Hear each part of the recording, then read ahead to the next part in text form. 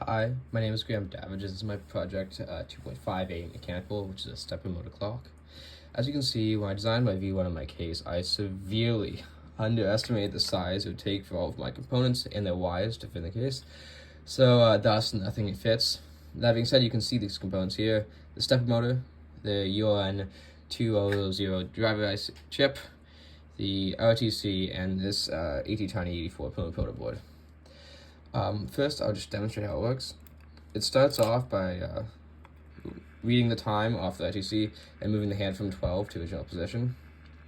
From there, every, 11 seconds normally, but for demonstration purposes, has been hooked up to the 4 kHz wave off versus the 1 Hz. It will just continue to increment around following time. For V2, I will redesign the case to make it all fit. I hope to maybe combine these two onto one board, and I will hopefully be able to make the numbers in hand a different color than the base. Now I'm going to do a quick explanation about how half-stepping, which is what I've employed in this version of the project, works. As you can see, here's a little internal diagram of the stepper motor with its 4 phases, and it's hard to see as a bad drawing. There are corresponding magnetic prongs on the bottom. As you can see, current will flow through each of these coils from 1 to 2, following the right-hand rule, with a north pole at the top, which when these coils are flowing through it will energize their corresponding prongs on the bottom as the south pole, which causes the coil to move. For the other coils, the current flows, and this applies to all the current.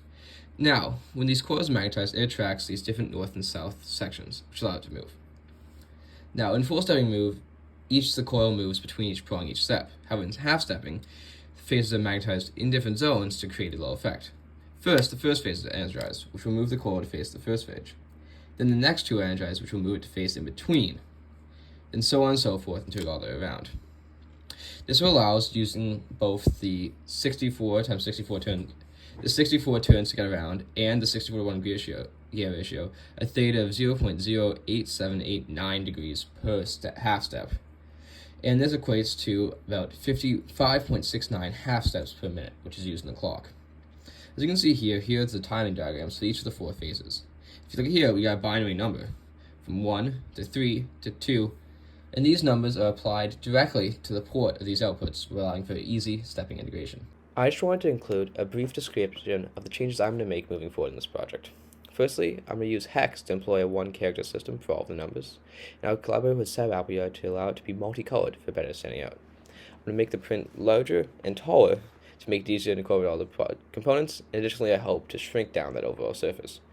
I will include a barrel jack and reset button on the outside of the switch for easy interfacing, as well as I'll design a custom backplane which can be screwed into the case, which allows it to be mounted to a wall via a screw. The wireless communication module will communicate with a remote thing, which will work as an alarm. Thank you for listening.